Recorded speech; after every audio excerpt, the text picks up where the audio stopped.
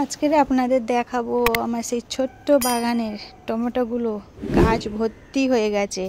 কিছু কিছু গাছ আবার শুয়ে পড়েছে, এত টমেটো হয়েছে। আর এটা হচ্ছে সেই বিলুতি খেজুর গাছ। আর বকলিগুলো ফের আবার লাগানো হয়েছিল, বাট এখন বকলিগুলো খুব বড় বড় হয়ে গেছে, আগের বকলিগুলো খাওয়া হয়ে গেছে। তো এখানে টমেটো গাছগুলো মাশাআল্লাহ টমেটো ভর্তি হয়ে গেছে, বড় বড় হয়ে গেছে।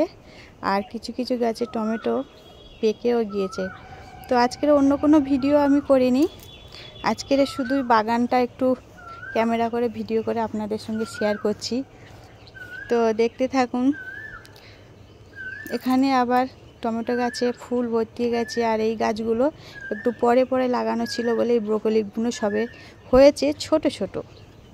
আসসালামু আলাইকুম সব বন্ধুরা, কেমন আছেন? আশা করি আল্লাহর রহমতে সবাই ভালো আছেন, সুস্থ আছেন। আমি আমার পরিবার সবাই আলহামদুলিল্লাহ ভালো আছি আপনাদের দোয়ায়। তো বন্ধুরা দেখতে থাকুন।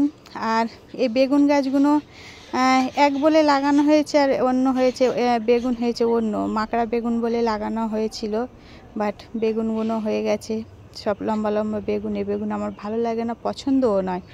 আর এখানে সব গাছ লাগানো হয়েছে, চিচিঙ্গে গাছ, ভেন্ডি গাছ, আরও অনেক কিছু গাছ লাগানো হয়েছে। তো সেগুলো সবই দেখা যাচ্ছে, সব অনেক গাছ আবার তুলে দেওয়া হয়েছে, নতুন করে আবার সব কিছু লাগানো হয়েছে।